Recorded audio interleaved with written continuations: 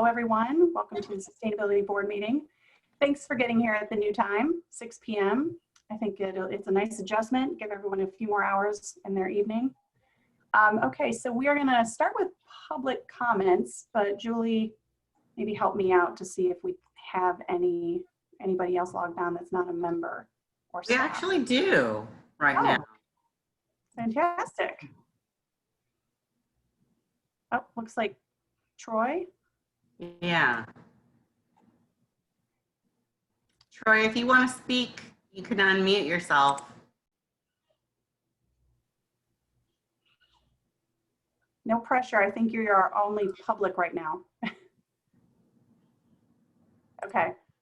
Well, you'll have plenty of opportunity. We'll come back if you have other comments, or you can, I believe, chat in the chat box. We can maybe come back to that when we have other public comment moments. So we switched the order of adoption of minutes this time for the first time to go basically near the beginning instead of at the end. So does anyone, we're going to call for the adoption of minutes. And are we doing basically consensus agenda, Julie? Yeah. So is anyone saying nay to the adoption of minutes from July 22nd or have any corrections? Okay, good. Adoption. Got it. Great. Okay, Nick, staff update. Nick and Alexi. Alexis, Lexi. Staff update. Thank you, Jennifer. Appreciate it. So, starting with our informational items. The city's been teaming up with Cape Canaveral for the National Drive Electric Week. This is an event that will be held virtually on Sunday, September 27th from 2 p.m. till 3 p.m. In this hour, there'll be a series of presentations detailing electric vehicles, electric vehicle infrastructure. Zachary Eichels will be speaking for a few months about Cape Canaveral's EV endeavors, and then hand it over to the EV Drivers Club for their presenters. We'll also be giving them a couple of slides, and I'll be on there if they have any questions about our electric vehicles and how they're working. And I reached out to the fire station. They're going to give us some details on their new vehicles and the things that they're working on.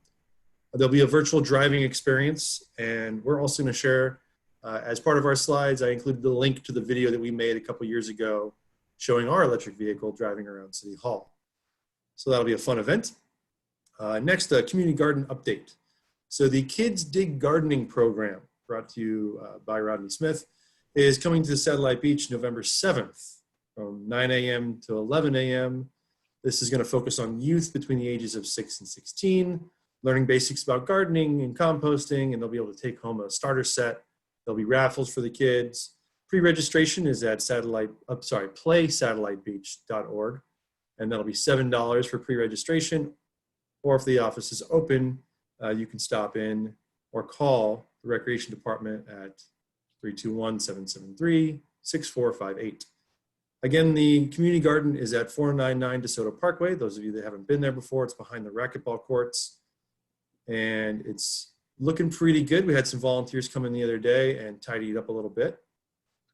It is summer, so please forgive our gardeners for any plants that are not at their fullest potential. Next, the recreation staff has been working with myself and the city to create formal portals for volunteers, so that if a sustainability event or a sustainability related event or beautification related event has a need for volunteers, they can go right through that same playsatellitebeach.org tab. So playsatellitebeach.org will give them access to a list of different activities. And if there's anything that the board wants to make sure volunteers have, right now it's going to be things like cleaning up around the garden, assisting beautification board with emptying the cigarette butt recycling cans, planting native plants, and things like that. If there's anything specifically that the board wants to add to this, please let me know, and we can work with Rec and create a small blurb on that so that people can look at it. Again, mostly focused on high schoolers, kids, so they can get those community service hours for Bright Futures, but also open to adults that just want to give back to the community. We will talk about landscaping code changes in the agenda item. And I wanted to also note that our social media posts have reflected the changes that we discussed at previous meetings. I know that was something that we talked about. I just want to let everybody know that I've been kind of adjusting that to do that Beauty and the Beast thing that John had mentioned.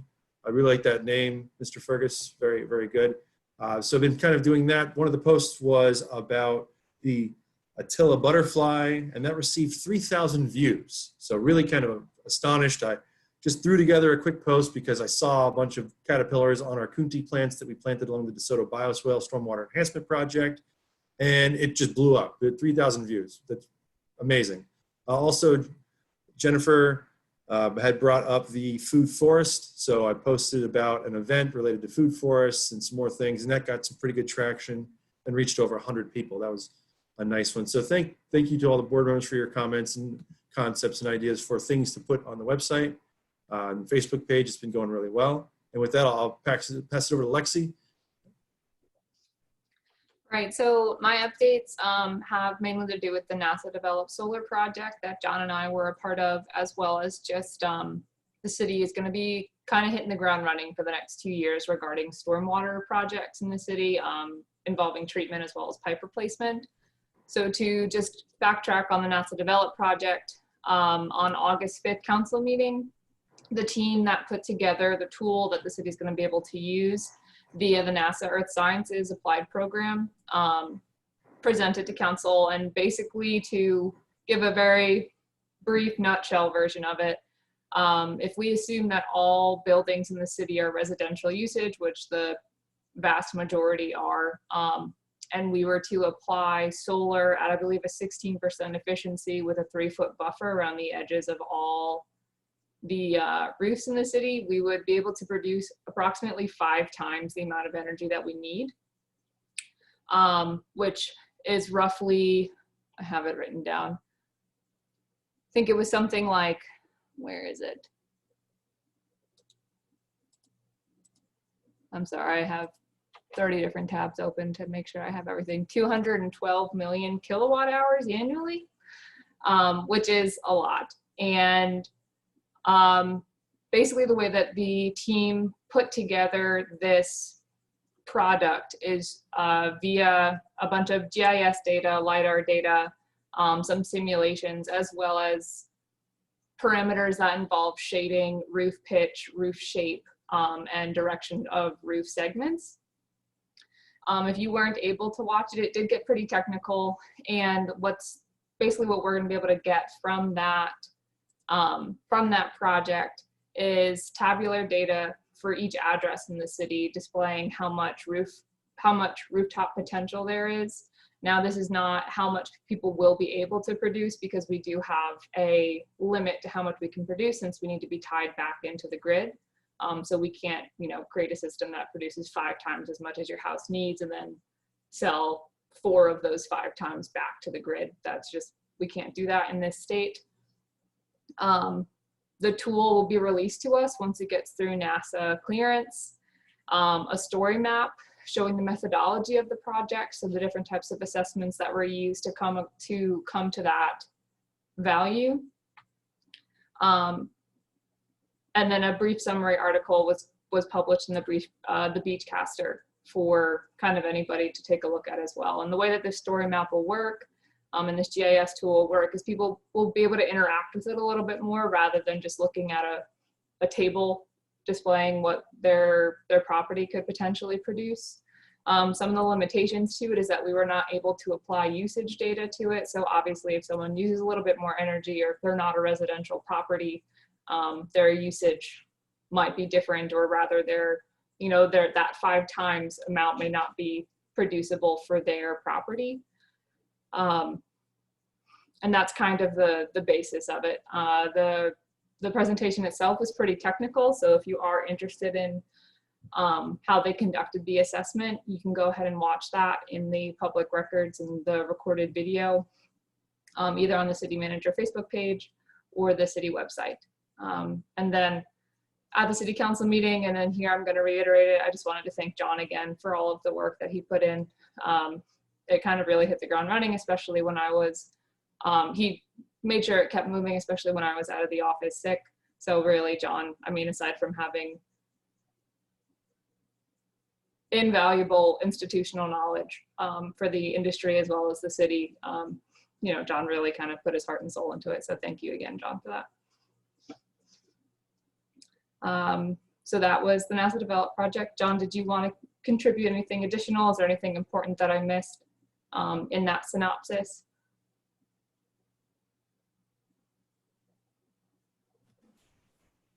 Yeah, the one thing is we do need to ground truth this. I kind of got started and then got waylaid, but we need to confirm the model, and that may take a little time, but a factor of 5, it'd take some pretty big errors to erase that. So that gives us room, I think, to add electric cars. And it is interesting, we're not measuring kilowatts really, we're measuring gigawatts, which is an industrial term. That's millions of kilowatts.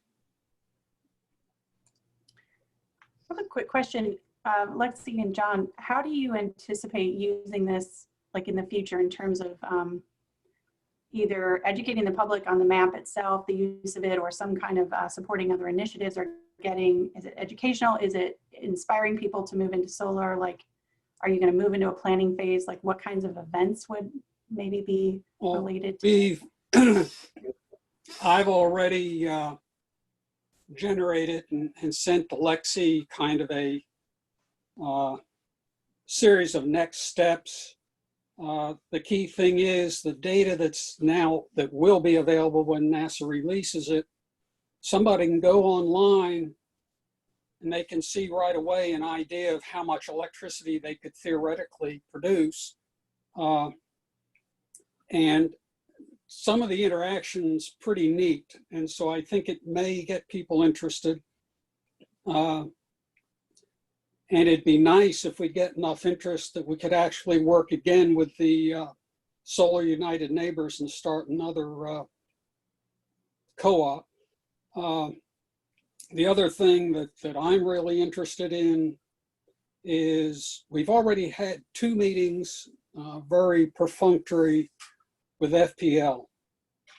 And I want to start embracing them so hard that they can't escape, plus the Solar Energy Center and stuff, and say, okay, we've got this information and you guys are going to have to change your business model at some point here. And California already has seen it. They have so much solar that's distributed that is causing problems with their grid balancing. And so FPL is going to have to deal with it eventually, and I just as soon work with them up front. We have to find the right people and begin to back into this thing. And after solar, there comes batteries, and then there comes what I call mesogrids, which I'm seeing more and more now is getting interest, which is taking neighborhoods, or you could take the whole city and put it together, and you're still connected to the grid, but the traffic going over the grid is minimal. And we're talking decades, not a couple years. We're talking decades of changes.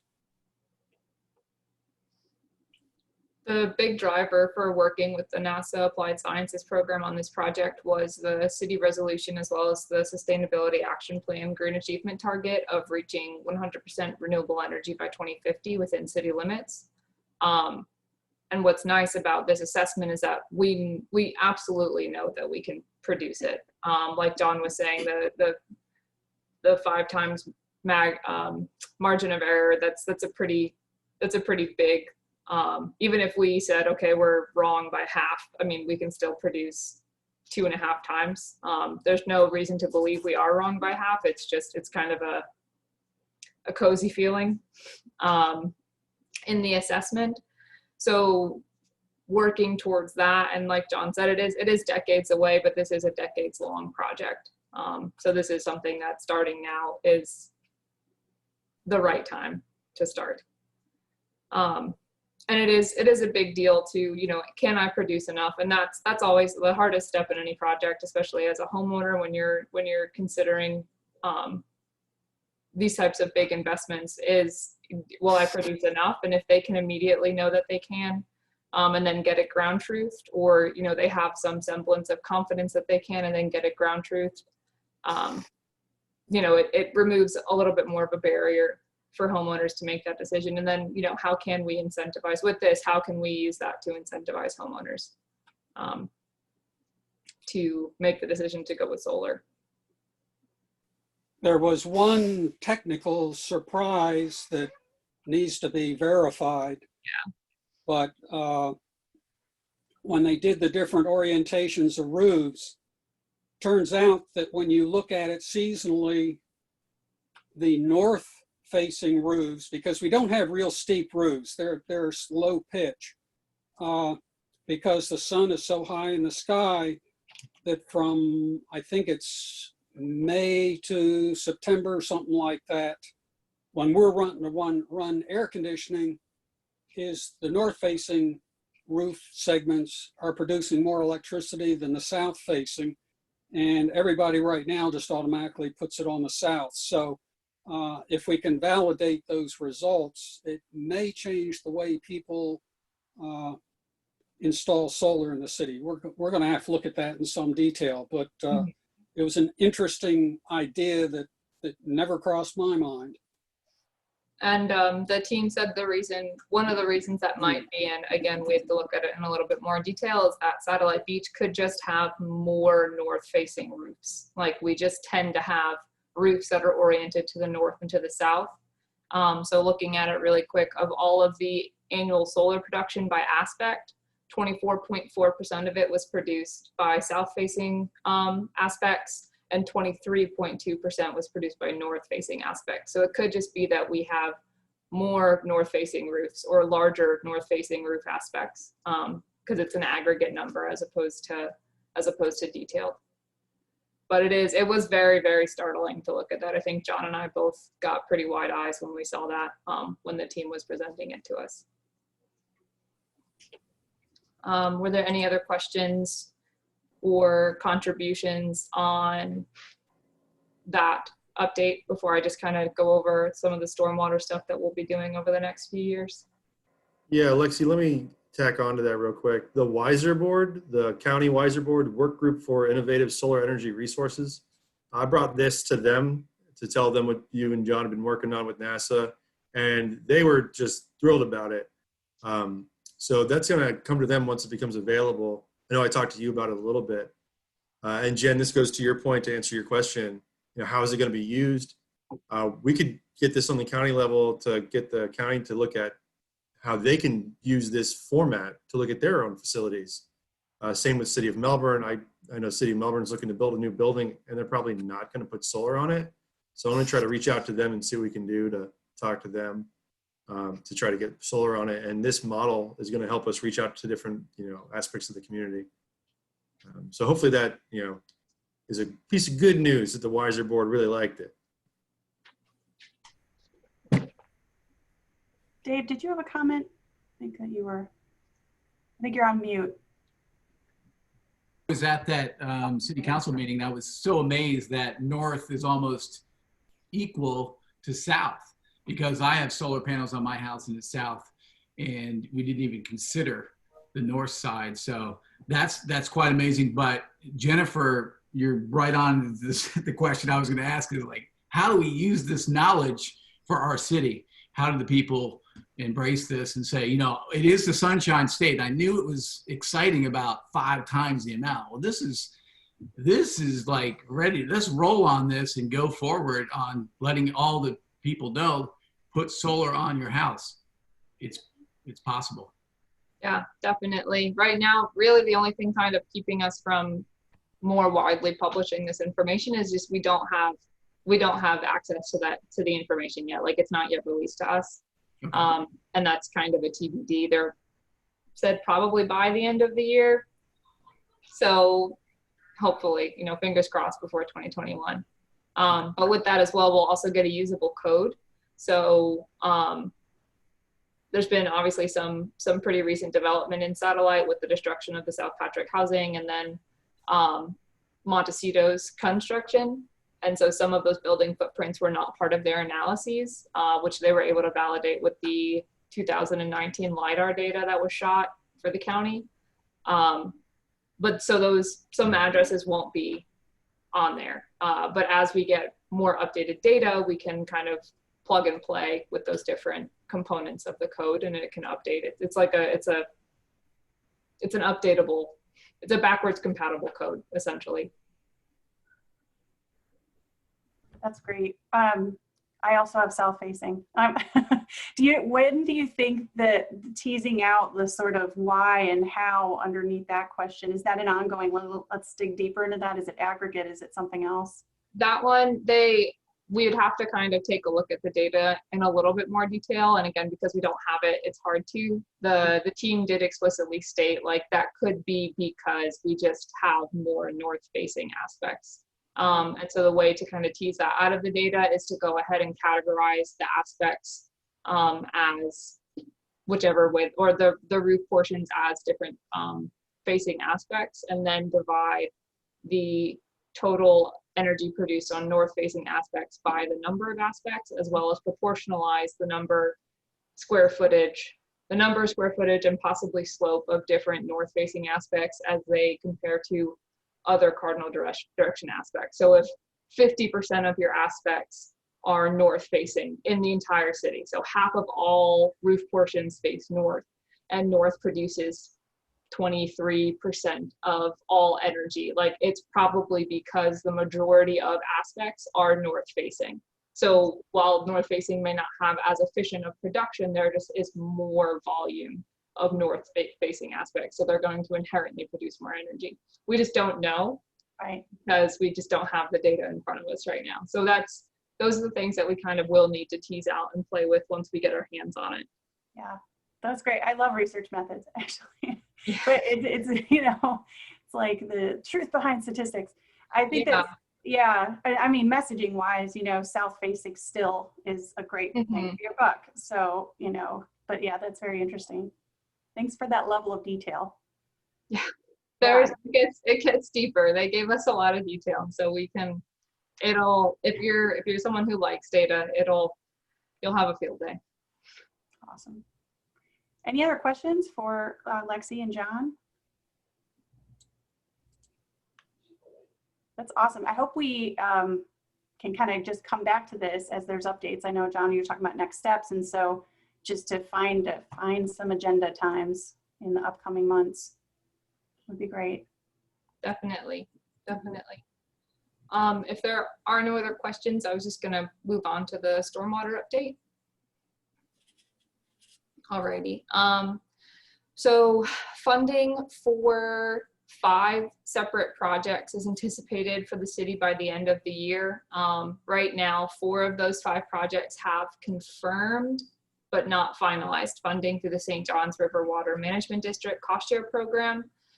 Those projects are the Jackson Court facility, stormwater facility treatment area, which is near the Jackson Court outfall, the Temple Elwood Pond upgrade, the Lori Lane outfall treatment in the form of a baffle box, and the, what am I missing? Bio retention at the DRS Community Center. So the funding for this is through St. John's. It's 33% of the construction cost. We have to start groundbreaking by the end of the year. So just keep an eye out on that. The 5th project is through the additional $25 million that came down through FDEP. It is managed by the South Florida Water Management District as well as the St. Johns River Water Management District, and it will cover up to 100% of the construction cost. However, the city gets a higher priority if we match some of that funding. So we applied for 66% of our construction costs to replace the Lori Lane trunk line. The Lori Lane trunk line is currently placed behind residential and through residential lots and is in poor condition. So replacing it and moving it to a space that has that we can access without having to go onto private property is a big part of that project. We're slated to start that next summer. We just finished that application and submitted it last week, and we're hoping to hear back in November. Additional funding for some of these projects, as well as other stormwater projects that are not treatment-based, but are rather just pipe replacement, pipe repair, conveyance projects, are coming from the State Revolving Loan Fund, which is just a low-interest loan operated by the state. The Save Our Indian River Lagoon Tax project program, and then city programming through the stormwater fees and capital improvement projects budget. Total reductions for these projects into the lagoon are estimated at approximately 770 pounds per year of nitrogen and 130 pounds per year of phosphorus.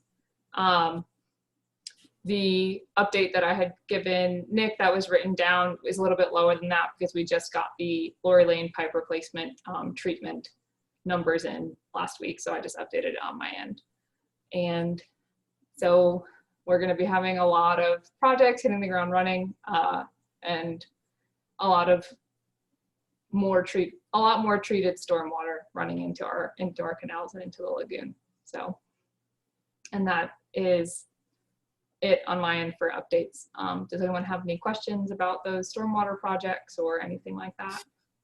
Yeah, the numbers for nitrogen and phosphorus.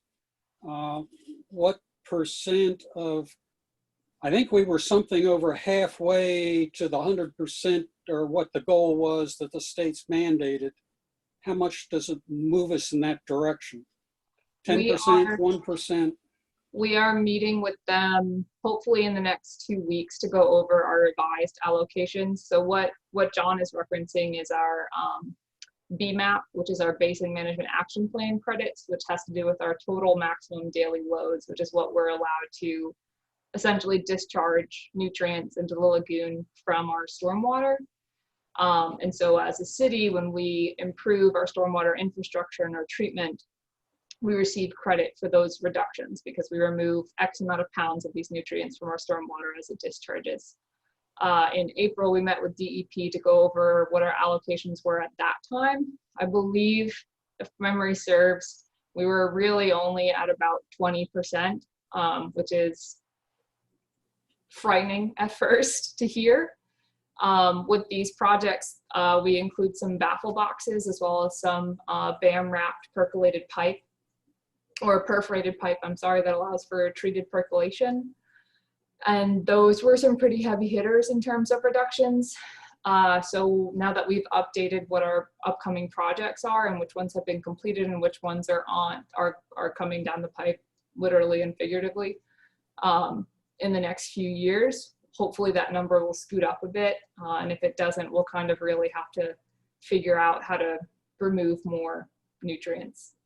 So right now, the answer to that question is I don't know how much it increased our percentage complete. However, I'll find that information out in the next 2 weeks.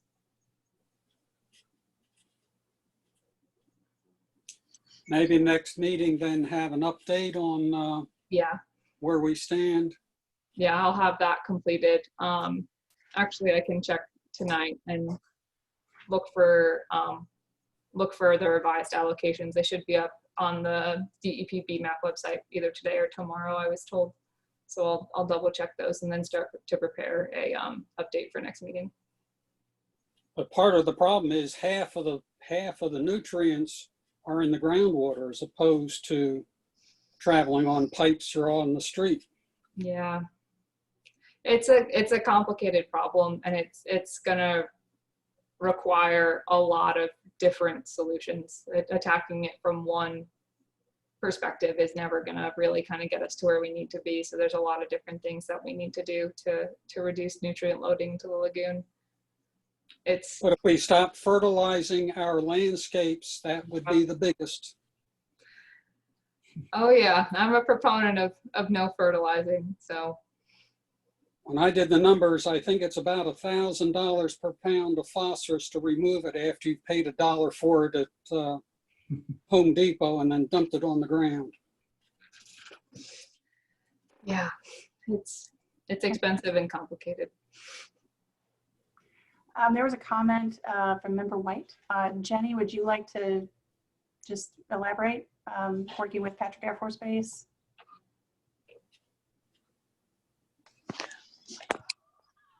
Well, I mean, I really don't have anything much to elaborate except for, I mean, I worked there for a little while, about a year, and was in the stormwater program, and it's really good what they've accomplished in the last few years. So I'm sure that the city will be working with them. I just was kind of just making that statement. Yeah, no, that's good. That was kind of where my head went to, is in the spirit of all things are connected. And John, as you said, the fertilizer education that we're always trying to do, kind of like the NASA data. I mean, this is, again, like data, detail heavy. But I think there's a message there somehow that can connect to so many things for the public in terms of, one, this project has been in the works for so long, talking about upgrading the infrastructure. Two, just being aware of the extent of the project. It's such a big undertaking and such a beneficial thing for the city.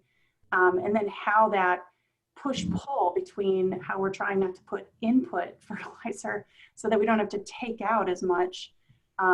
Just wondering if other members have thoughts on that as well, as we're always trying to connect all the dots between this big project and kind of the activities that we might be a part of and support for education purposes.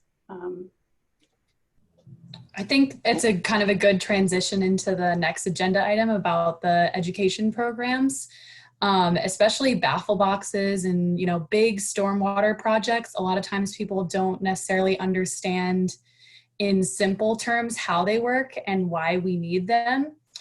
So if we were able to do something, you know, on the Facebook page talking about a baffle box, maybe more when it goes in and you can actually see it, that would be really, really cool to explain to people how a baffle box works. And like I said, how other stormwater projects work too. And then like simple things that you can do in your daily life that impact the nutrients that are going into the lagoon. So, you know, following the fertilizer bans and then making sure that you're not throwing lawn clippings, especially if you live, you know, right on a canal, or even if you live farther inland in Satellite Beach, all the stormwater drains lead to the lagoon. So want to make sure we're not adding nutrients into them. A key one that I think would be probably effective is if folks would, and I did this years ago, calculate how much it's costing per pound per year to remove this stuff. And the numbers are eye-boggling, that if you get that and said, folks, if you want to continue paying this high fee, your stormwater fee, just keep fertilizing your lawn. But if everybody stopped fertilizing, what's there has to bleed out. But once it's gone, we'd be in pretty good shape. And we're never going to make the 100%. I think that's pretty clear. We've already harvested all not only the low-hanging fruit, the fruit that we had to get up on step ladders on. It's now a matter of going up on cherry pickers to get it. And it gets extremely expensive. And I think that's an education program that if we start telling people how much their fertilizer addiction costs, it might change some minds.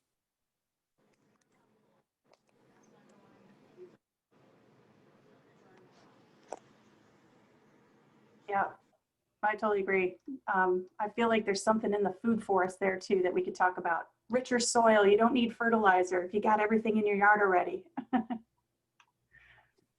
Yeah. Yeah. Well, that's fantastic. Thank you both for those updates, and to John. Do we have any other updates? I know there's upcoming meetings, Nick. Any other things from the staff update you want to add? Well, we always have something that happens between the time of a staff report going in and the meeting happening. This time it's the signs going back up. Beautification Board has finished painting the signs. You may have noticed that the entrance signs, the Welcome to Satellite Beach signs, were down for a couple of weeks there. Working with them, we managed to give them a fresh coat of paint. And if I do say so, they look very nice. I don't know if anyone has seen them yet. The fire station, DeSoto Park, and Volunteer Way all are back up. Public Works was very Johnny on the spot getting them back up. And that's one. update that didn't make it to the list. I'm sure if I wanted to, I could think of many more, but if there's anything specifically that anyone wants to talk about, I'm sure we'll have time to do that. Well, actually, Speaking of planting, you planted some native plants off of DeSoto. Yep, still tidying up with the scouts, that last section of the DeSoto Parkway Stormwater Enhancement Project. Again, to Alexis' efforts, the project continues to reduce nitrogen and phosphorus, and part of that green achievement target that we've been working on to reduce stormwater impacts through low impact development. And again, to Olivia's point, we've done the Facebook thing consistently with sharing a lot of the information from the county. They've made some really great videos about baffle boxes, how they work, where they've been installed, and we continue to do those rain barrel workshops from the Marine Resources Council. You name it. Like if you really want to dig into those old Facebook posts, we could probably just repost things we've already posted for the foreseeable future. And there's nothing wrong with that. There's nothing wrong with going back and reminding people of some of these things and how important they are. And hopefully when people drive by DeSoto and see me and some volunteers or public works out there, we've talked to a lot of people and hopefully inspired a few of them to plant native plants and create bioswales because yeah, we do a lot through our projects at the city, but getting every resident to do that, build a rain barrel, plant native plants, create bioswales and rain gardens, that's how we get those numbers of reduction way up there. And then for the meetings portion, yeah, we got our upcoming meetings. I got to add a few more to this, but for the most part, they're all still going on, except for the high school sustainability boards have been postponed. I got to get back with the schools and see how they want to move forward with that in this new time. The beautification board meeting coming up will be very interesting. I know that you're all very involved with lots of things, but you ever want to tune into the beautification board meeting, you're more than welcome to visit and listen to that meeting that takes place on the first Thursday. I will leave it with that. Any questions for Lexi or myself? Yeah, actually, I had a quick question. I don't know if it'd be for Lexi or for you, Nick, but regarding, because I came in late and it might have already been discussed, on the stormwater programs, did you say that you guys were going to be adding the floating mats to reduce the nitrogen levels in the retention ponds and stuff in the county? I mean, in the city? We've talked to Steve Beeman previously. It's just, we need to get DeSoto Pond really nice before we start adding more things to it, I think is where we're at. We went and myself and John from Public Works met with Solitude Lake Management. They just were acquired under a new contract and made sure that they're going to maintain the pond in the way that we want. Right now there's a lot of growth on it. So we've met with them to try to get that going. And once that pond is looking really good, I'd like to revisit that. I think that'd be a great idea to do something small with the beam mats. It's doable cost-wise, workload-wise, it's definitely doable. It's just finding the right time to do it so that we're not spinning too many plates, especially in one place. The pond needs to get stable before we start throwing more things at it right now. But yes, it's definitely something we've looked at. And maybe a little one over there by the library skate park too might be a possibility. But these would be very small in comparison to the larger ones that the county uses.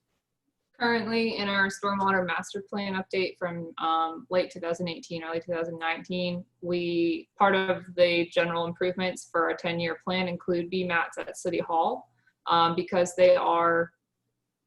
there is definitely an economies of scale when you purchase that kind of infrastructure. Looking into putting them out to DeSoto or at Jamaica at the time of installation all at once would make a lot of sense. So it's on the docket, definitely. It's just there are some other projects that we ended up moving kind of higher in priority in the city because it's not just treatment for that, it's also conveyance because we do have some nuisance flooding issues. So BMATs are definitely on our list. It's pipe replacement right now and baffle boxes, and some of that facility treatment is on the list a little bit higher up, but BMATs are definitely there. I have one last thing. I noticed that there was an update on Millie, the turtle-shaped recycling.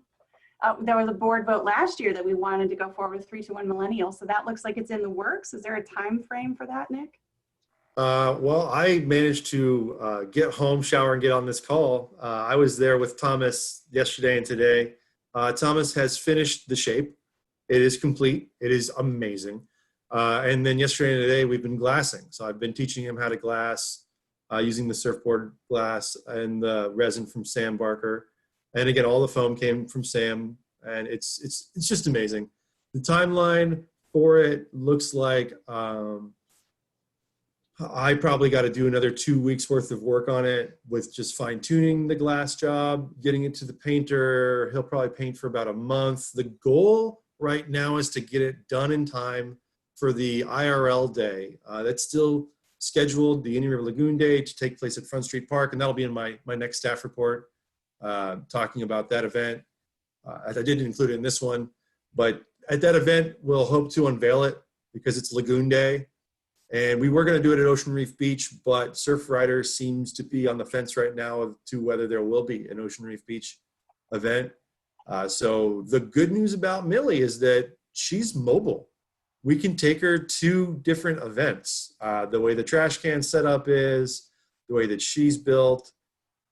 She weighs, all said and done, probably around 80 pounds maybe when it's all said and done. But we'll be bolted to the trash can, the recycling can, because it'll be only recyclables. And yeah, we'll be able to take her to different events. So if we wanted to move her from Pelican to a DRS for a Founders Day, or to DeSoto, or to wherever, we could go anywhere with Millie and take her places. It's going to be a lot of fun to be able to travel with Millie. And I'm working on a tagline. I'm always open to get some feedback. Right now it's Feed Millie, the millennial sea turtle, not the millions of sea turtles in the ocean. So I want to feed Millie, the millennial sea turtle. But yeah, so she's 80 inches.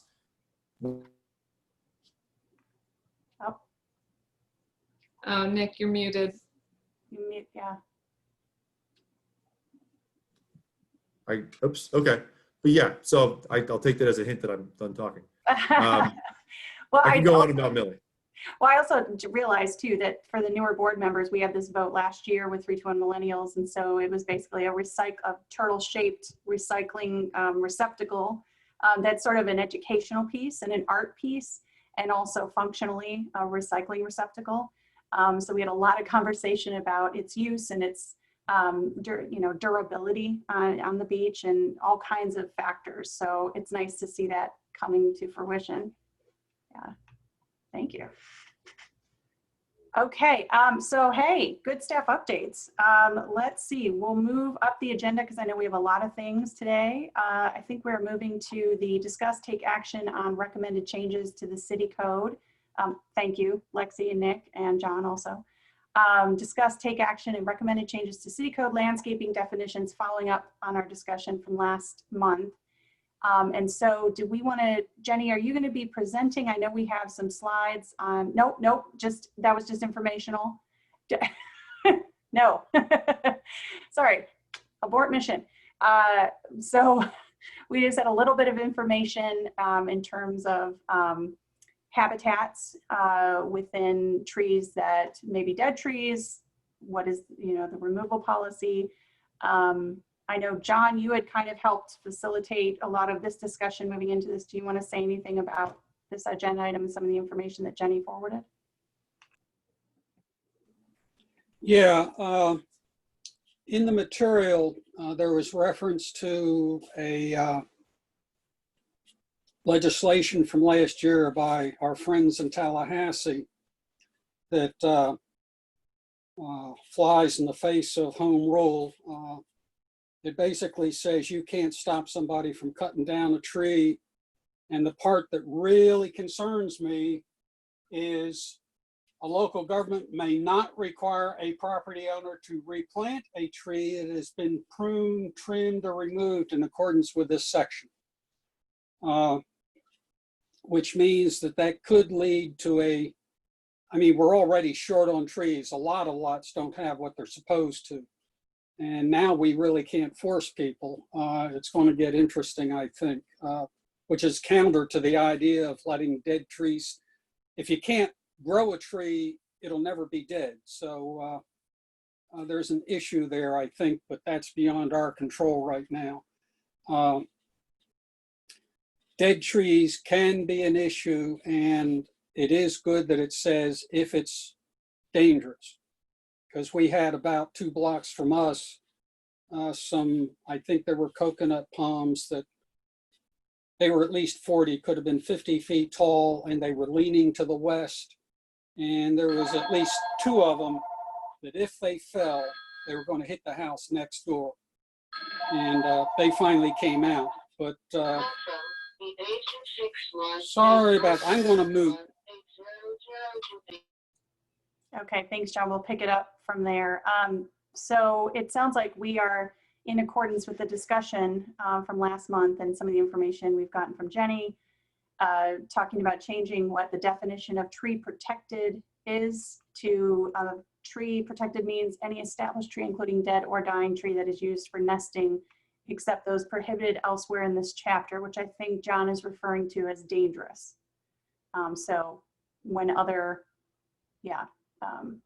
conditions apply, that it would need to be taken down. So any questions from members? Any thoughts?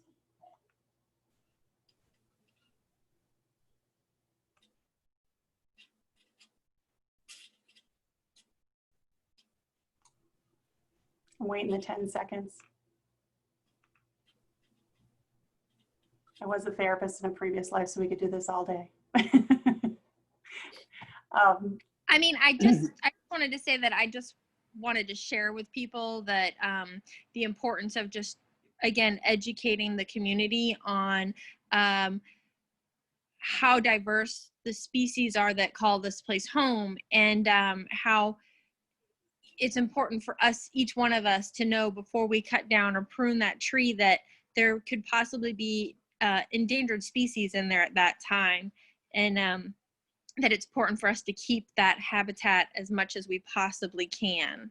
That was my kind of my whole thing about just giving that to people, just so hopefully maybe in the future that we'll be able to constantly tell them, you know, like, no, like it's bat nesting. You can't do that. You know, this has woodpeckers in it that are protected and they have babies. You can't do that, at least not right now. Yeah, that makes a lot of sense. And, you know, that was very educational for me. I really had not thought about that issue before. But I think in terms of education moving forward, for folks just learning things about like the soil web and the food web and the animal web and all the webs that basically, you know, help to promote health in all factors we're talking about, including stormwater. It's an important point.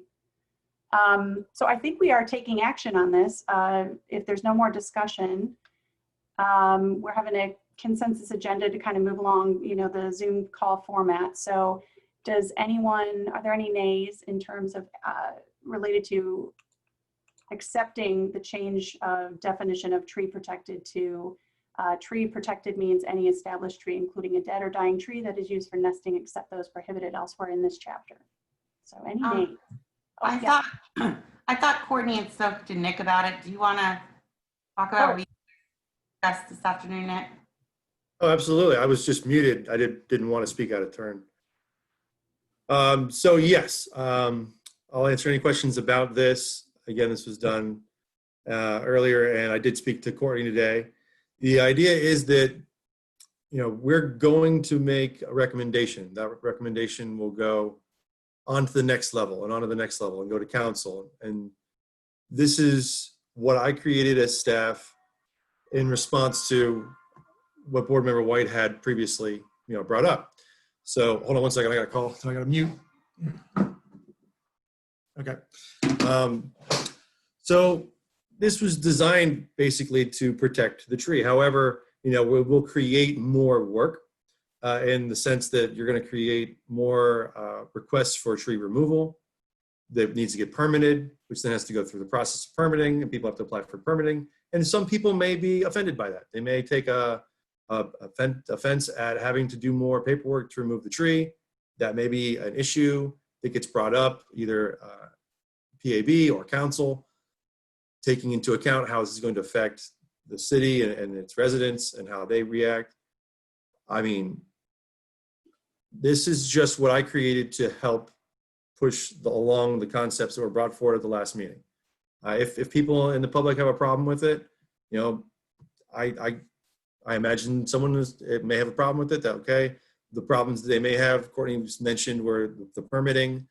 You know, what about in a hurricane situation? How big of a tree do we allow them to keep in that situation? You know, how do we maintain safety while also maintaining habitat for wildlife? Those types of issues are things we want to think about. So what I'm going to do between this meeting and, you know, when it goes to PAB and when it goes forward, if everybody votes for it, is I'm going to look into other cities. I put in a call to Fort Lauderdale. They have a really extensive tree program. Jacksonville has a really extensive tree program, Orlando, and see, you know, what are they doing? How do they account for those types of issues so that we can get as many people on board as possible? Again, it's very rare that everybody's on board with environmental policies that impact them in a way they don't think is fair. But I made as little of a change as I could to have as big of an impact to reach the point that Board Member White wanted to get to. So I hope that everybody understands that and that understands that this is going to go through some process and it may get kicked back and we may have to adjust, and that there may be issues with it. I think that's what we talked about today. Julie, is there anything that I missed there specifically? No, not really. Except that it wasn't entirely encouraged. To be a little more blunt. Personally, as staff, I understand what you're requesting, Board Member White, and I'll leave it at that. I've got a question. John said one of the reasons you might remove a tree is because it's dangerous. What other reasons would be included in those exceptions? If it's diseased, you know, it may have a tree disease that can spread to other trees. That could be an issue. It may have a nest of carpenter ants that are living in it. You know, and there may be some deterrence. And again, that's the idea, is that it would go through the same process of being permitted for removal as anything else. So as staff, I would go look at it. And if it was something outside of my realm of knowledge, you know, I would take pictures and forward it onto IFAS and use the resources that we have to determine, you know, is it safe to keep? Maybe it's not safe to be there. And maybe the best thing to do is to contact the wildlife agency and have them relocate the wildlife that are in it in a safe manner. And that would be sufficient. There's probably going to be some things that we don't think about, but those were the ones that were brought up, you know, hurricane debris, size, disease, pests, and that kind of a thing. Well, I hope that answers your question, Terry. There's another reason to remove a tree. We got rid of all the Australian pines and the pepper trees because they're invasive. The carrotwood is also invasive. It's on the list. There are hundreds of them in the city. Right. The city hasn't taken action to tell people to remove them. But if somebody wanted to remove one, I certainly wouldn't want to discourage it. I did have a response about that, though, because our wildlife is extremely adaptive. And some of these Australian pines are now the tallest trees especially like in the Thousand Islands and stuff. And I understand that they're trying to manage and take all that down. But by doing that too, you are taking, when you're taking them all and just removing them, then the wildlife don't have anything at those levels. Osprey are not having things that they can nest in and hunt from. Even birds like wood storks are using some of those for rookeries, for small micro rookeries. And so it is important that we know, even though the organizations are trying to remove them all for that it is like, you know, the biologists are coming in and saying, okay, well, they're kind of hopefully doing it in phases because these animals don't have anywhere to go. That's exactly what we did on Sampson's Island. We got a grant from the state. They sent a team in, and the deal was that every exotic had to go. This was 10, 15, 20 years ago. And the way we handled it was that they took out a large number of the Australian pine, but then they girdled a bunch of them. And as of 10 years ago, there were still a bunch of them standing. And so, yeah, they'll blow down eventually, but it'll take a while. And with all the carrot wood, there's no way that'll disappear in the next 10 years anyway. It'll be a tree here and a tree there, and that's not a biggie.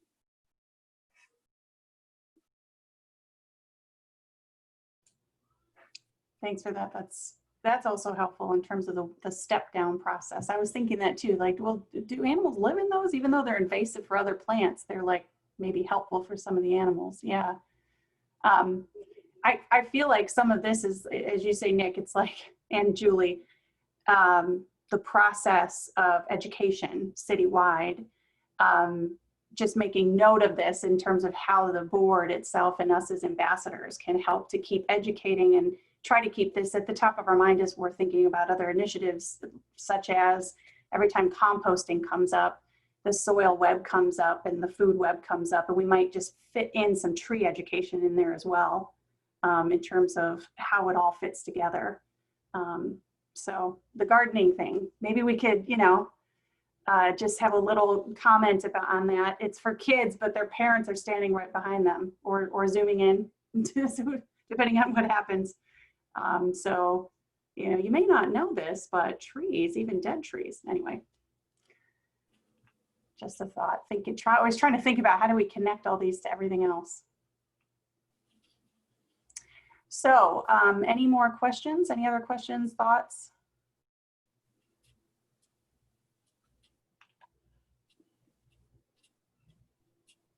Should we move to a vote to send this to council? Okay. Any nays or any other thoughts on any nays for adopting the language, the change in language? First, it's going to go to PAB, and Oh, then sorry. it's okay. I'm making sure you are aware of them. That's why we need you, Julie. That's why I need you personally. Thank you. If you guys want to do it, go for it, but I need someone to make a motion. Thank you for that. Does anyone have a question?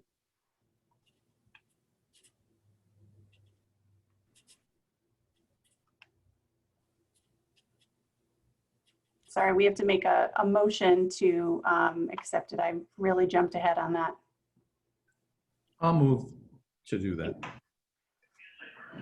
Second?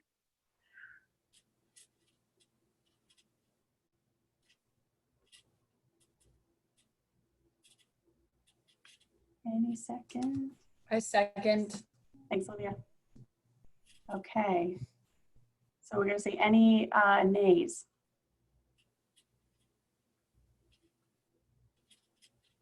Okay, motion passes. Yep. We're even an hour earlier and I'm still fighting language.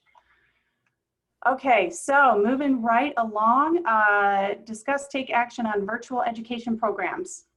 So this was brought up at the last meeting in terms of what kind of virtual sessions might be offered online. Usually we do, Nick is the lead in many of these workshops in terms of education, everything from solar to composting to climate change, things like that. So we were talking about, given the COVID era that we're in, we're having to move a lot of things to virtual, and also just what would we want to bolster for opportunities online for folks to access education and all the topics we've been talking about today and a host of others. I guess Nick, do you have any other comments on that, building from last month's discussion? For the virtual. So regarding the virtual, our last conversation with the city manager was on piggybacking, kind of the idea that there's a lot of things that are already out there and making sure that we're taking advantage of the cooperation that's available through other groups. So with the Brevard Sustainability Working Group being one, KBB being another, Marine Resources Council, and not doing everything myself, kind of being a a conduit for these other groups. So that's kind of been the idea of the virtual education. For example, the next one is KBB is going to have the virtual cleanup instead of the physical cleanup. So we'll be sharing that via Facebook. And if the board would like to do anything specific to that event, it'll be the whole month of September. So that'll be something that we can kind of do as maybe a board where everyone goes out and takes pictures of themselves, and we could post it to Facebook and share it with KBB and that kind of a thing. I'm going to make a post about that here pretty soon. So keep tuned to that. And again, that's like a virtual education on litter reduction. Virtual education options we did during the start of COVID with rec included the nature walks and even reading. I read some Dr. Seuss books, I think, on one occasion there. There was just all kinds of different things that we could do. The composting workshop, I know we talked about doing before. We could move that to virtual as well. But the idea of piggybacking came up a lot, of the idea of let's not recreate the wheel and let's go ahead and team up with people that are already doing things. So that's what you'll see a lot coming out of our Facebook page right now, is these shared webinars, specifically things like the food forests and things of that nature. But if there's anything specifically that the board wants to host, we could host something that pertains more to us and our city, and I'll leave that to you to decide. Would it be a good idea to contact Jody Rozicki, who teaches elementary school, and find out what would work with their lesson plans, and in other words, kind of back up the schools that are kind of in a pinch right now too, either creating or finding and forwarding or whatever, and might have a discussion as what's the right time of day to do that, what grade level. In other words, instead of just broadcasting it out there, maybe you want to spend a little time focusing on the next generation, and because they're not going to be able to, it's going to be hard for them to take a class out and do something unless, they're doing all the rules and stuff, or the school may not even be in session. And so it'd be nice if you had some things probably recorded, and let's say, I don't know, you could have a place up on the city's website that's, school relevant or something that folks, anytime they wanted, could come in and the teacher could say, here's a list of different things that you can look at, and it's worthwhile, it'll help. Just a thought. Thanks, John. Great idea. Oh, Dave, I think you're on mute.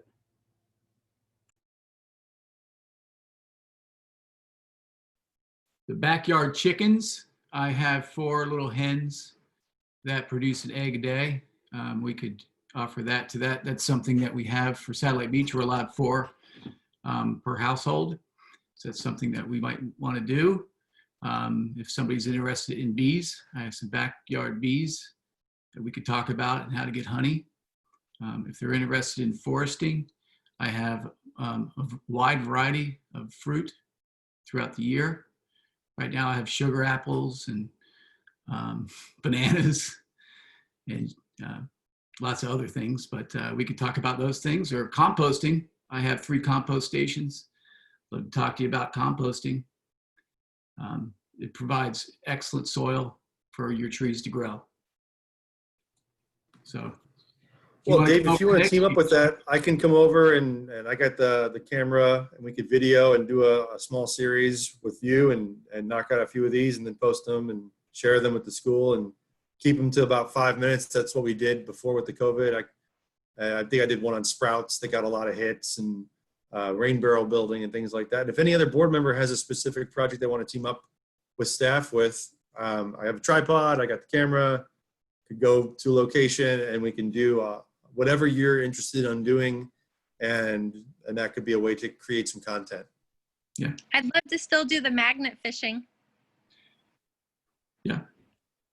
And definitely water. You know, I have about probably 8 or 10 rain barrels, and we could talk about how that we can harvest water and how simple it is and where to buy them and how to do it. So that's pretty simple.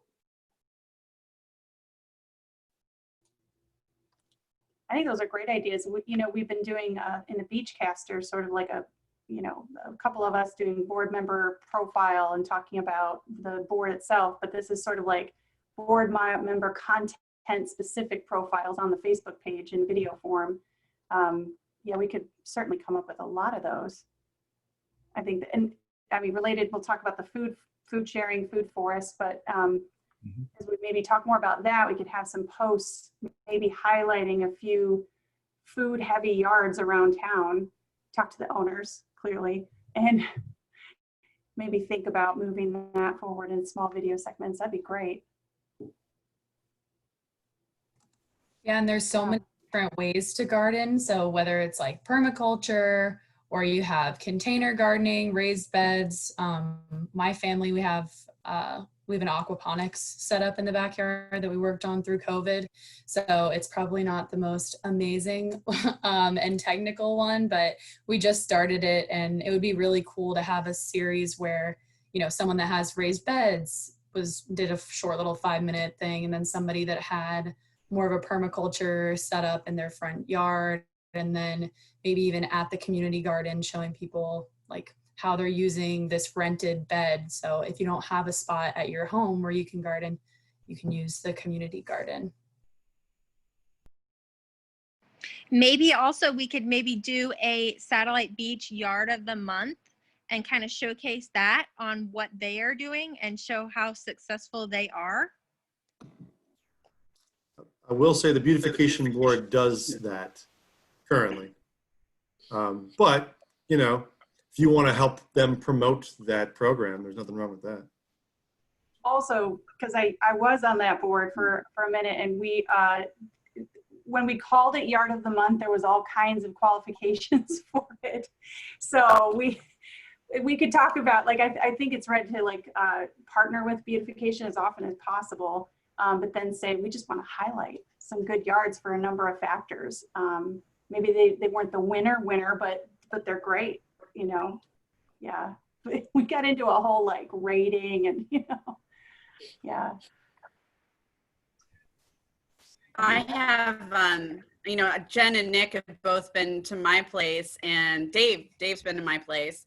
And so, I mean, you guys know I have a tiny patio out back, but I've got a really good garden going, and thanks to Jen's guidance, I've got some compost going. So, you know, I could speak to people like me who are renters who don't have a lot of land and just say, like, just have a lot of space doesn't mean that you can't do this. Yeah, I think there's a definite benefit of being maybe unpolished with some of this stuff. I was thinking that too. I was like, oh, I could talk about my rain barrel and my solar panels, but man, my yard looks like junky right now. So then I was like, how much time do I want to commit to cleaning it? But maybe we just don't. Maybe it's all warts, Beauty and the Beast. You know, this is what I got. So my weeds are taller than any other thing that I have. So we just go with it.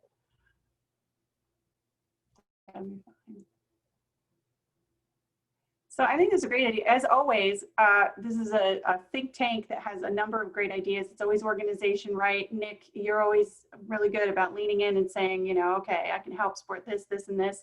Maybe if we came up with an action step that the board members, we could take responsibility for in terms of like a next step. We have a lot of good ideas. Maybe either, you know, by the next meeting, you know, whoever kind of came up with an idea, either reach out to Nick or just kind of think about what you want to do. Maybe if we do sort of like the selfie stick thing, I don't know how high quality you need, if you need Nick's video equipment or not, but so I think it would probably have to go through Nick. But Nick, how much of this do you want to like just do one-to-one coordination, or do you just want us to be kind of generating ideas or maybe even video files? I mean, if you want to generate video files, that's fine. Again, I have the tripod and the good phone there for that purpose. More than happy to work with you on a script and kind of flesh it out a little bit. I've done a lot of those. So if you can create the concept and most of the content, I'm happy to come by and film it and get you spotlighted. If you're not comfortable being in front of the camera, I can help you by facilitating that aspect and reading it for you and kind of being the face. But for the most part, I'd like to see each board member be highlighted, in that activity. And if you can create a small script and a small concept, and we could come by and pick a time. And Jenny, if you want to do the magnets that we talked about before, and we just do it. Let's just go ahead and knock it out and do it. Email me with a time that's good, and we'll make these happen. And if we have a lot of content created, you could save it and then, post it over time, and it all doesn't have to go up like this month. But just so you have stuff that, I don't want to make more work for you, but highlighting what's happening in Satellite Beach right now with our citizens, I think is really exciting. I also want to put a plug too for those of us, some of us may be more experts on certain topics than others, and some of us maybe just starting. I know I'm learning about dead trees for the first time. So even I think if you have something like a 5-minute spiel about what is it that you're curious about and always wondered about, I mean, part of this is trying to loop people in and get them engaged. And I think sometimes expertise can put people off sometimes, but just saying, no, these are the things I think about. And frankly, I don't know the answer, but I do know that there's a lot going on, and here's what I'm curious about. And here's maybe what I found out. What are you curious about? That might be interesting also.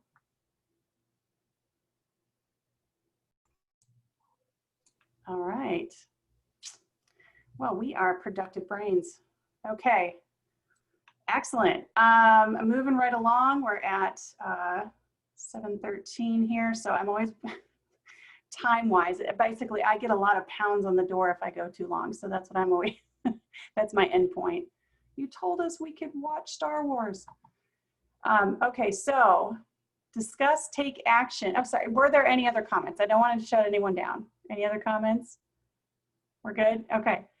Discuss, take action on food sharing. So piggybacking on our idea from last month where we got a lot of this synergy going, I'm still excited about it. I think especially going into the gardening season for Florida, so sad. Right now I have a lot of plants, no fruit.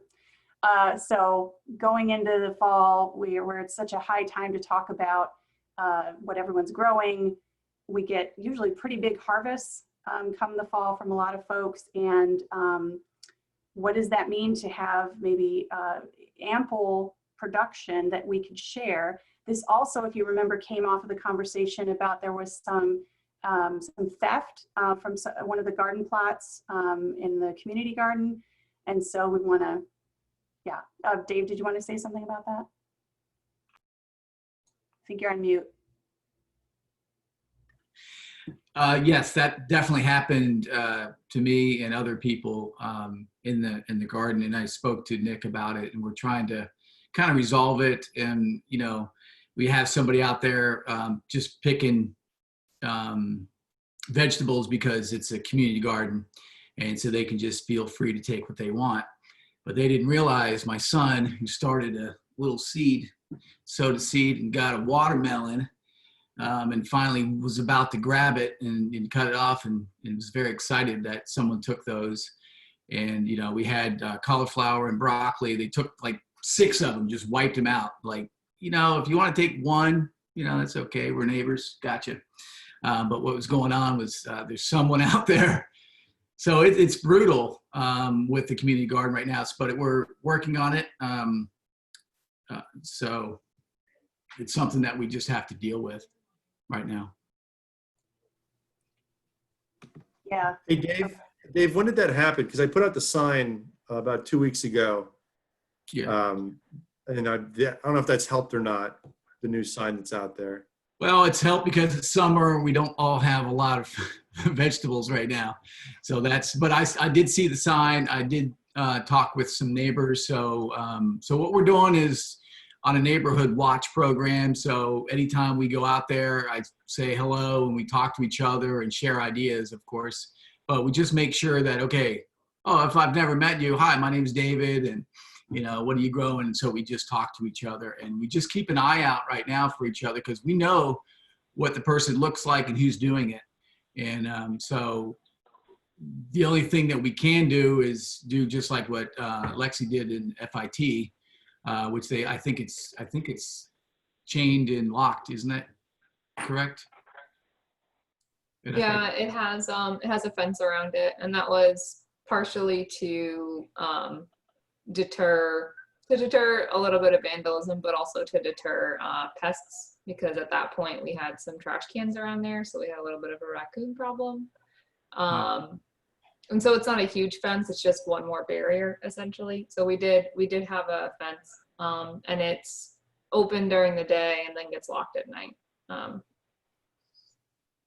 But ours was a little bit more contained. Like ours was in a grassy spot that's bordered by a sidewalk. So it's like a little bit, it was easier to put a fence around, I should say, than the Satellite Beach Community Garden. Yeah. But the sign, I think, is going to help deter people. And so it's a great start. So we'll keep working at it. Yeah. Yeah, and it is heartbreaking, and I think maybe if there was sort of, we talked about, if you have a designated area where there is, look, these are free, maybe that would help deter some of the, theft from things that are off limits. So where we kind of left it off was some excitement about what does food sharing look like? Could we, maybe invite people on Facebook to say, yeah, I have quite a bit of food growing in my yard, and at times I would be more than happy to either, you see those lending libraries that, that people sort of take responsibility on their property, maybe a basket or a built structure that you can share food and have a notice on Facebook, hey, it's available here and at the community garden. If folks aren't going to take all of their bounty with them, they could leave it there. So, thoughts on that? I mean, I think one thing that comes to mind is just organizing that. And then there's always education as well. With all things, it's sometimes helpful to start small and then, just kind of build some sort of small kind of co-op where maybe a handful of people get together and have a few spots around town where we can kind of do this. And I think, to Nick's earlier point about policy and process and that, and sort of who owns it, I think this would probably be a very homegrown kind of resident driven, encouraged by the board and the board being active in it, board members, individual ones as residents, kind of effort in order to not necessarily make it a policy, but that it's sort of an individually driven activity. But that being said, other thoughts, ideas on how we might move forward, or concerns even about that? I think starting a Facebook group would be a really good start. I don't know if one already exists, but like City of Satellite Beach, food sharing. And then if we wanted to have a central location where we built some sort of little cabinet, I don't know if it needs to be open air or kind of closed off for pets. If there were squirrels or something that were gonna eat all of our mangoes, that would be kind of sad. But if someone had a ton of mangoes or bunch of, like, couple weeks ago, I had a bunch of jalapenos and there was no way I was going to eat all of them. But if you were to put them, post on the Facebook, hey, I just dropped off 8 jalapenos at the community garden. It's Wednesday at 7:20, like, go and get them there until they're gone, so that people knew that they were there. The only problem that I really see coming up is maintenance. So if stuff was left there for a long time, but if it's a resident driven thing, I would hope that when people went there and they saw gross things that were going bad, they would trash them or compost them. Another option, there have been some over the years, websites where people could say, you know, I've got some extra tiles. Anybody want them? You know, contact me. In other words, that you could post, and now you can do it in Nextdoor. Nextdoor Neighbor has a website that I use. Apparently not a whole lot of people do. And there you can do a private message. So somebody could post, I have jalapenos. And then somebody can come back with a private response and say, that's great, you know, I could use half a dozen. And then you can just respond to that and say, fine, I'll put them on my front porch, here's the address. And that way you're not revealing, because they've got their own channel, you're not revealing your email address. You're not revealing your phone number. You are doing your address, unless you do agree on a common place. It could be, well, go down to the community's garden, I'll leave it there at 5 o'clock or something like that. It's kind of a peer-to-peer, and the thing is with having something like and I read an article about people have refrigerators in South Florida now in the urban areas where they're putting food.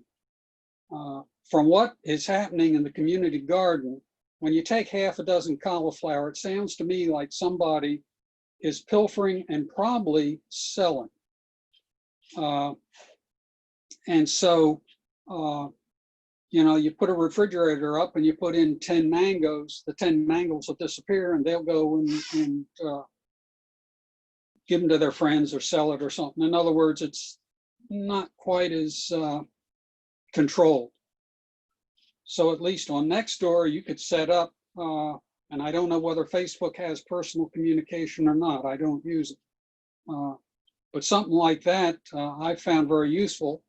I've never used it for food, but I could see where it could be. And today, with all the people that are unemployed, that could be a lifesaver for somebody.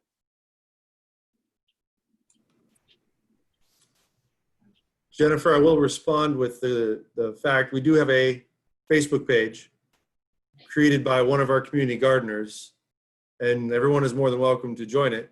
Satellite Beach Community Garden. Very simple. Currently has 26 members, one of which is David Vigliotti. So board member Vigliotti, thank you for joining the Facebook page. And it does have some information about the thief that was posted on there. It does have personal messages of if you would like to, you know, take some of my broccoli. I have extra broccoli, that kind of a thing, between the gardeners. So that would be something that we can continue to promote that might help with that food sharing. And I did also speak to the rec department, and they will not house a food table pantry or otherwise. They already have enough issues with cleanliness and keeping things tidy. So they declined. What about, like, you know, City Hall or what else do we have? The library. The corner of, you'd really have, no. Yeah, something that's central that, I think as it starts, we would have to, sorry, I didn't mean to cut you off. I'm just kind of agreeing that we'd have to take like personal responsibility to see if it got picked up and if there's any kind of craziness happening with it, leaving food or messes or whatnot. But Jazzy, sorry, I cut you off. Did you have something else? No, I was kind of just thinking out loud. Like, I like the idea of, you know, maybe on our Facebook page, maybe on the website, directing people to that Facebook page, because that's a very easy way for people to be able to interact and, you know, say, hey, I just left this here, or I was just there and I saw that. And I think, you know, last time we briefly discussed the ability of, you know, a few of us just to be responsible for maintaining, like, let's say we had a basket that was on a tree in a median at DeSoto, right? And I live right by DeSoto. That would be a really easy, you know, basket for me to go to, you know, every other day and just make sure that, you know, stuff wasn't funky or whatever.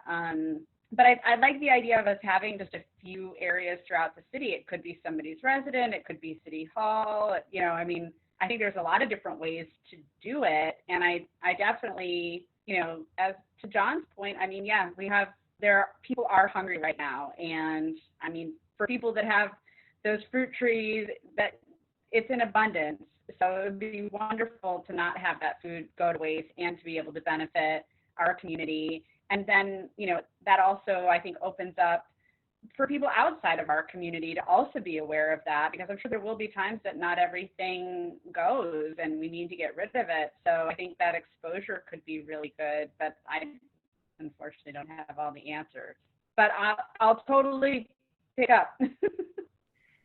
Yeah, and yes. And I'm wondering if we create a new Facebook page that is linked to the board's page and is linked to the community gardens page, and that we can, because we do want to link this to our overall goals as a board, as a city, as a council, where we're educating, but we're also trying to connect the dots, you know, on the importance of food forest, soil web, compost, dead trees, everything, and bring it back to that. So we want individual residents doing this like they normally would on Facebook or Nextdoor or something, but tied to a bigger cause.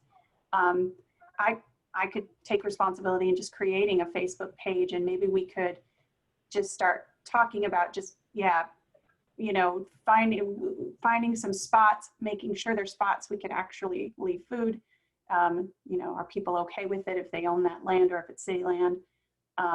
Trying it out, maybe starting slow like that and just see how it goes, and trying to connect it to the gardeners, but not make them responsible for the traffic. That might be one next step. Yeah, I think it would be good to have a separate page from the garden, because I don't know if we want it to be larger and be not just people who are using the garden, but, you know, giving from their gardens at home and what they're producing at home. Then I think a really good first start is a separate Facebook group, and we can post it on the community garden page and on the city sustainability page as well. And it's, even if we don't have a, you know, place where we can offer up food, a location where we can leave food right now, it can give us a start of people just posting, hey, I have this many, like private message me and I can leave them at a spot for you or something like that.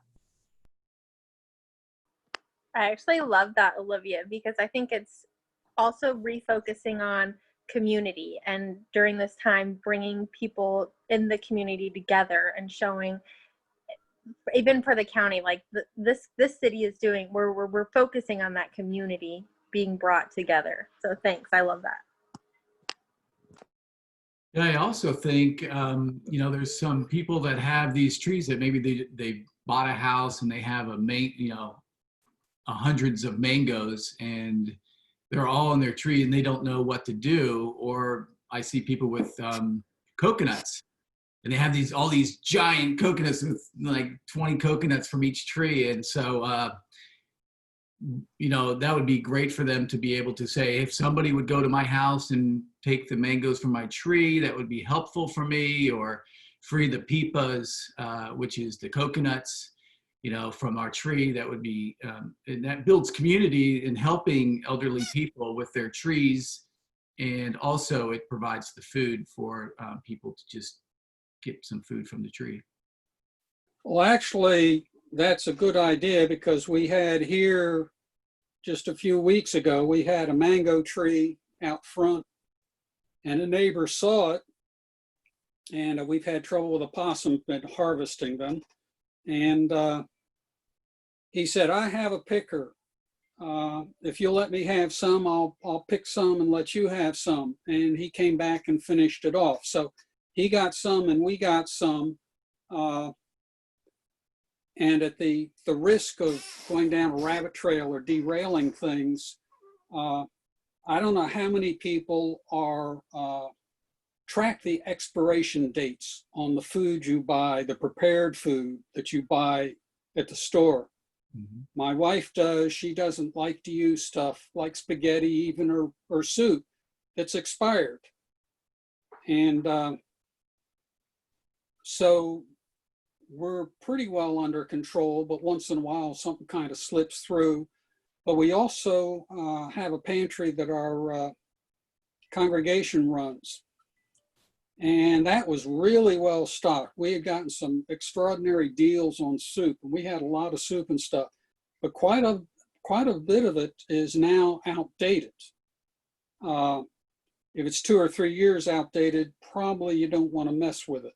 But if it's a few months or something, and the question would be whether there's any interest in adding anything like that to it, or do we just want to stick with produce? You mentioned eggs. Yeah, well, I have 3 teenagers, so Okay. my forest is being eaten pretty regularly. But that's why I knock on people's doors all the time, and people knock on my doors. Hey, can I have some of those coconuts? I said, yeah, you can have a couple of them, but we eat them on a daily basis. But that's why I noticed, there's trees that have a lot of fruit on them, and so we just knock on their door and say, if we could have a few, or do you need help, harvesting your fruit, and we'll supply, if we could have some, if we could harvest them for you too.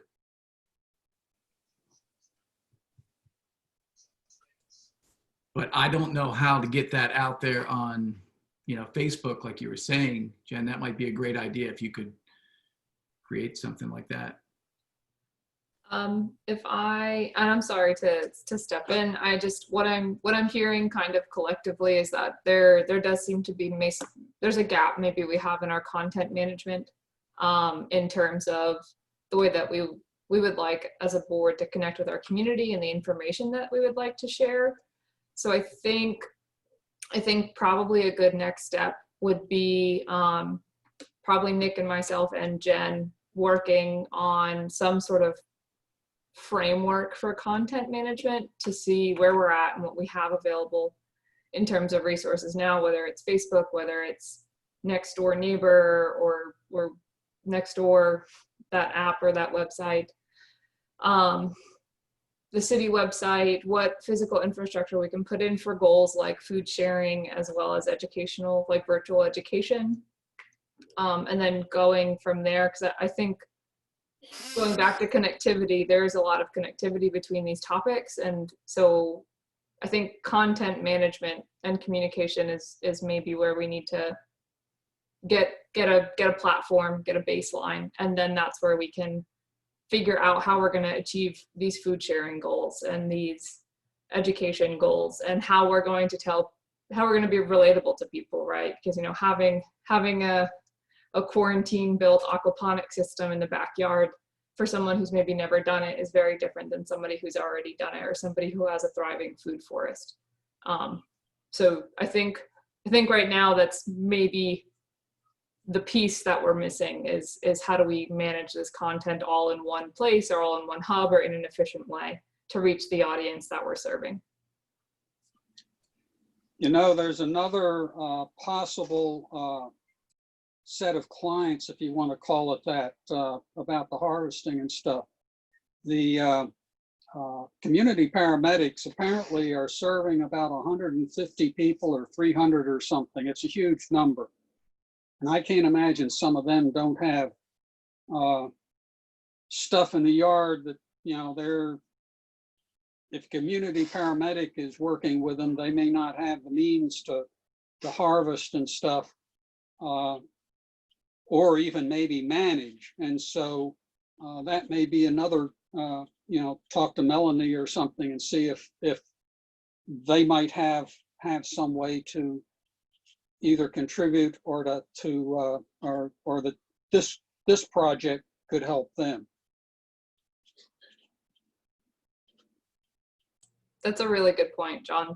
That's another resource, that's when we create this framework, having considerations like that is going to be really important. So that's a super, super good point, and a really, really good connection. And there's also the police stop by and say hi. And somebody might want to talk to the Methodist Church. They're fairly active in the community.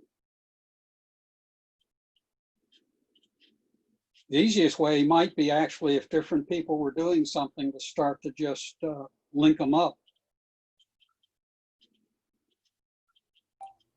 Because the Women's Club does don't they do a food collection too? I see the box up at Publix. Is that more like of a dry goods kind of thing? It's a grocery type stuff. Yeah, I mean, you don't put perishables in it. You know, it's things like canned goods and stuff. But again, they're trying to take care of food needs in the city. To stop by and say hi is dealing with the older folks who, it wouldn't surprise me, may be kind of deficient in the green grocery type stuff. I'll bet you they're mostly living off of canned goods and stuff. Yeah, and what I love about this and most of the initiatives we talk about on this board is that there's so many layers of how this feeds back to our goals. And like Lexi's saying, in terms of content, how it connects. So it's like engaging people and really trying to support that community coming together and the actual food needs of our, residents, our neighbors. But also I really hope that it's also really educational, just knowing what's growing in the city. So I'm hoping we could just tie that back as well. I feel like every really good activity and initiative that comes out of this board is something that tangibly produces something from someone for someone, but it also is a really nice seamless way to educate and to get people involved for the long term in this process that we're trying to do. Because I feel like all the topics we could find a way to go from I have extra jalapenos to stormwater. Somehow it's all connected. So I just love that idea. I feel like we're gonna have to start maybe a little bit slow to kind of test out all the details, but we can definitely get there. Well, the most efficient use of somebody's time is to facilitate what other people are already doing or can be encouraged to do. For sure, yeah. So we'll rely on you, John, and Nick and Lexi to just be like, yeah, they're already doing it, actually. So let's piggyback. Okay, let's see, just minding the time. Other comments on other ideas? I think our action step is to create a Facebook page. It sounds like Lexi, you're saying maybe you and Nick, Nick and I can just sort of communicate about, the ins and outs of that. And then maybe we can if we could come back, this seems like something we might come back to next meeting just to touch base on, if we could think about all those other groups or people out there who are already doing something like this, as well as some ideas of locations and some first couple of asks or questions through the group that's created to kind of get that rolling. Maybe we could touch base on that next month. Could we put, just something out on our Facebook page right now? Just maybe ask for some community feedback on this idea, because I feel like we all want to do this, but maybe don't have it all figured out yet. And our residents have so many great ideas that I think they might help us. And by the next meeting, we can take some of those comments and then move forward from there. That's a great idea. You're a little bit slow, but I think we got everything that you were saying, Jazzy. I think maybe Nick, if we could post on the Facebook page, we're talking about food forests. Who out there has extra food that they might share with their community? Maybe something like that, or if folks have other questions you might pose. Or just invite anybody interested to contact, let's say, Nick, and become part of the conversation. Yeah. Or anybody that's already doing it. Yeah, or if they have ideas on how we can do it. Yeah.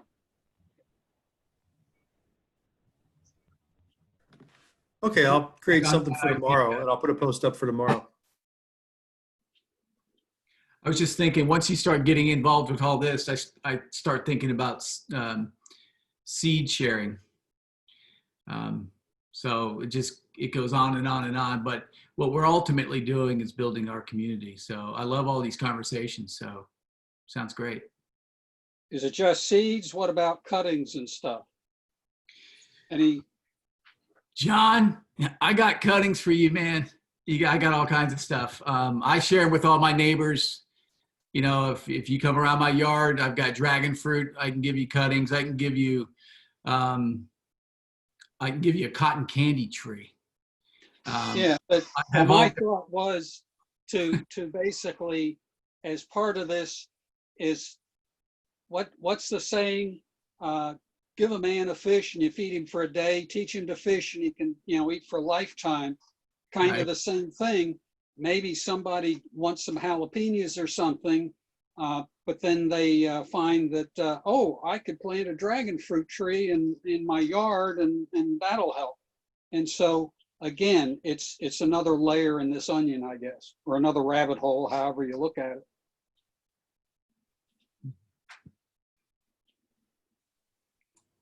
That's great. I like the onion. Let's go with the gardening metaphor. Another layer in the soil web.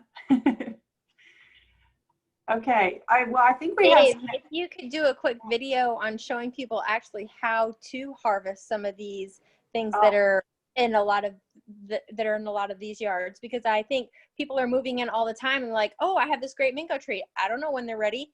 Oh, I have bananas. I don't know what to do with these things. Even the coconuts. So it would be kind of cool just to show somebody how to actually do it. yeah, that's a great idea. We're all learning, and you learn every day. Actually, I just we're going on YouTube and about the dragon fruit, because my dragon fruits have these beautiful flowers. They're like this big, and they actually bloom at night. And I'm not getting all this dragon fruit. And they were like, I had 12 of them the other night, and I'm like, what am I doing wrong? They're not producing the fruit. So some of the dragon fruit you have to actually pollinate. So you get a little brush and you learn these little techniques, and then you kind of share the pollen with the pistil, which is the middle thing. And it's hopefully I'm getting them. I have, it's a work in progress. That's great. Okay, I think we have some next steps, and I think we're going to come back next month and talk about them. Awesome. Okay. Okay, so we are going to move to board member comments. Any board members wants to share any comments? This is usually reserved for like things we haven't already discussed, but if you want to go back to something, that's fine. Yeah, I guess I'll go. Can you hear me? Oh, hey, yes. Good. Steve. So toward the green achievement target for solar, Nick put me in touch with, what's his name? Anyway, he put me in touch with a gentleman that has 2 buildings that he's putting new roofs on. I believe they're apartment buildings. And his brother-in-law is building a new building in the city. And he's also interested in solar on his house. So I talked to him yesterday, Ryan. He wasn't aware that there was a 26% federal tax credit, so I told him about that. And then he asked whether there were city and state incentives for solar, which I wasn't sure how to answer. Does anybody know if we have any? I know Florida doesn't give very many good incentives for solar, but anyway, I got to come up with the answer for that, for city and state incentives for solar. We currently don't Both have of any those- incentives for solar. No? Okay. He also talked about the Pelican Park solar array, that he might be interested in something like that. He asked for a list of local solar providers that I could recommend, and Nick's going to send me the ones that were considered for the City Hall solar. And then, you know, I told him I could give him a pretty accurate solar assessment for the different buildings if he could give me the past year's energy bills. And he said he would have to, you know, get with each of his tenants and get their bills and so on. So he's going to start gathering that information. But it sounded like he wanted to start investigating it kind of on his own with a solar company. So I'm going to give him that list of companies and, you know, see where it goes. Well, Steve, I don't know how quickly it'll happen. As part of the NASA project, we got a list of, I think it's 80 systems that have been installed in the city going back quite a ways. And I know that Brevard Solar is no longer there. And the problem is the list I got it included the contact, but it did not include the name or contact information for the actual company. And that's what I'm hoping to get a hold of at some point here. It may take going through the paper files in City Hall to do it, I'm not sure. But that would give you a much larger list of potential installers. Obviously, it won't be 80 of them because there's most companies do multiple jobs in the city. So probably a couple tens of companies though. So we have 80 installations in the city? Yep. Wow. That's cool. It's almost 2%.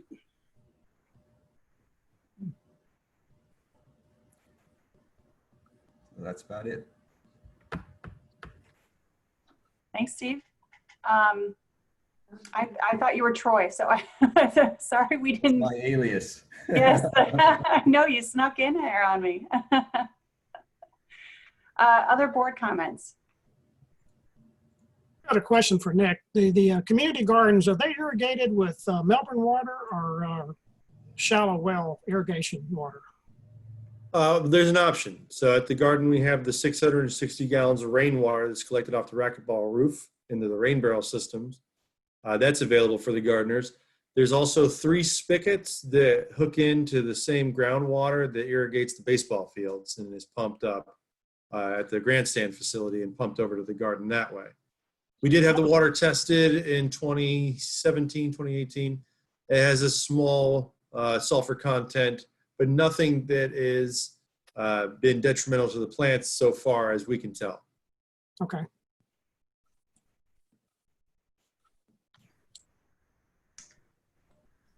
Oh, Steve, are you coming back on? You're good. Okay. I did also want to say it's exciting that we have 4 candidates for City Council for November 3rd, and one of them is our very own Dave Vigliotti. This one. This one. This one, and I am super, super excited to be a part of Satellite Beach and running for City Council. And I've been on since conception with Sustainability Board. And you know what? If I don't make it, I'm going to make it. I'm still on Sustainability Board in Sampson's Island. So I love this city and I'm super excited. And so, yeah, if you can, please vote for me. I definitely want to be a part of the city. Thanks, and Dave. I will only help us out because Sustainability Board, we need somebody to put these votes through. So I'm on your side. I'm on your team. You have to leave us before we leave you. I know. I know. I saw that. I was like, oh, that means you wouldn't be on the board. That's stupid. Well, yeah. Well, thanks for running. Thanks to all the candidates, but thanks to you, Dave, because I could see you in person for running. I think I'm grateful for all that work. Well, Mindy on the council also came through the Sustainability Board. Yeah, she did. Yeah. Yep. So I'm excited that there are so many candidates. I'm excited to know the candidates. I think it's great how active. I think it comes back also to our activity in the board and all the city boards and this town in general, how active things are. So just want to thank everyone for all their time volunteering. Okay, so any other board comments? Okay. I do. I have a quick one. I had an idea that I ran by the city manager, but I wanted to maybe bring it up here just in case any other board members may be interested in participating or helping with it. But it is basically, I'm hoping to try to get a monthly or even bi-monthly little short video on someone in the community who has dedicated their life or helped on a project that has helped the city in some sort of conservation way. And there's so many that are already retired, so many that are, you know, and so that way it can kind of help the next generation see what one person can do individually to help an entire community. Frankly, John, I'd like to hear your life story. Because It won't be short. Like the pilot of this. exactly. You have got a history of where we all came from these past decades for this effort. Yeah. Actually, the young man that does the beach cleanups probably is a place you want to start. He is the younger generation. Do you know, Jenny, the family that does the monthly beach cleanup at Pelican, they've been doing that for a long time. And he's still in high school, is that right? I think, or he's homeschooled, but yeah. Yeah, he started at age 9, I think. So yeah, he's probably in middle or high school at this point. Yeah. Well, that's great. I'd love to have names because my list is not that long, but it's getting longer because it seems like a lot of people, somebody knows somebody. And I mean, I think it's just great to be able to show how much it's grown and how involved people have been for generations.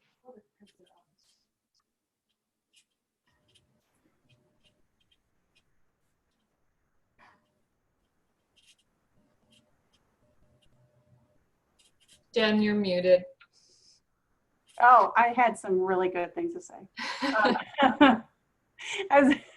I was so convinced, you could tell.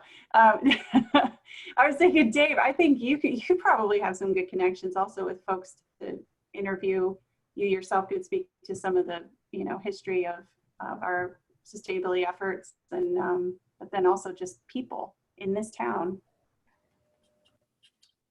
Sure, I think I absolutely. I think it's a great idea that you have, Jenny, and there's definitely a lot of people, and you're right on point of John. John's got a lot of, I'm sure he's got a great story I'd love to hear.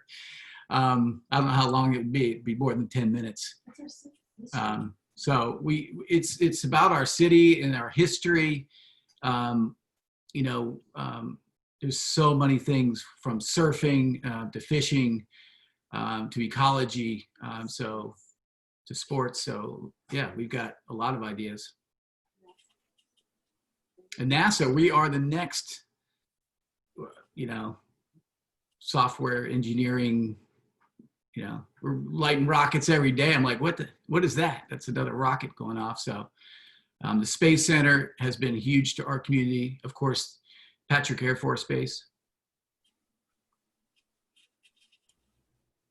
Yeah, I would say start with these two. I'm nominating. Okay, other board comments? Okay, so we on the agenda number 9, agenda for items for next meeting. It seems like I had suggested maybe we come back to the food sharing since we have some action steps on that, do some updates, move that along. We had also talked about each board member thinking about connecting with Nick on a video, some content, you know, that you can either share with folks or that you're interested in. So maybe we do an update on that and just kind of coalesce our ideas and see where we're at. Other agenda items? Stormwater. Stormwater? Okay. And mostly an update. Mm-hmm. Yeah, specifically, I'm interested in kind of where we stand in the mandated goals that the state has set.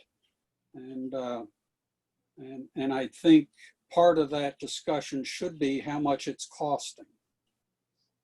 Because I think if you make that, sing that loud enough to the right tune, people begin to say, I really don't want to waste my money on that. It's actually it's good that you mentioned that. I'm also putting together kind of a matrix of the different stormwater projects that we have coming down the pipe for council, as well as where we're getting funding sources for them, because each project has multiple funding sources. So I'll be able to share that with the board as well, and give the required nutrient load reductions to the board and to council at the same time. So I can wrap that up into kind of a general water quality update. Yeah, you know what? I got a picture in my mind where whoever's on the video has a, whatever it is, a standard 20-pound bag of fertilizer that they got at Lowe's. You say, this bag contains this many pounds of nitrogen. And by the way, yeah, it cost you $5, but it's going to cost $5,000 to get that nitrogen out of the water. And I think when you put that kind of stuff out there, it's kind of a scare tactic, but I think it might be effective. I don't think people understand how much this stuff costs that they're putting on the ground. It's a deferred and hidden cost. Yeah, I think that's a great idea. And you might have to keep banging that drum for people to pay attention. Okay, so I think we have 3 items so far. Any other ideas for agenda items for next month? We can't, that might be plenty to talk about, but we could also at least consider other thoughts. I think things also come up in between meetings sometimes too. Any other thoughts? Okay. All right, I think we have some agenda items. Okay, so we are at the top of the hour. We are a 2-hour group, man, every time. I mean, I think this is just our burn rate. So thank you all. Unless there's any other thoughts or comments, looking forward to seeing you all again in this format in 4 weeks' time on September 23rd. Yeah. Hey. Okay, with that. 8 o'clock. It's not 9 o'clock. Stop it. Stop. Wait. Oh my God, I don't know what time. You know what's great about it is we used to get out at 9 o'clock and sometimes even later, but now it's 8 o'clock. Right, I know. I also spent the day at the inlet with my kids, so forgive me. I'm a little sun drenched. What time is it? Yeah. So thank you all. Okay, it's 8. We have an extra hour. It's like fall back, but in August.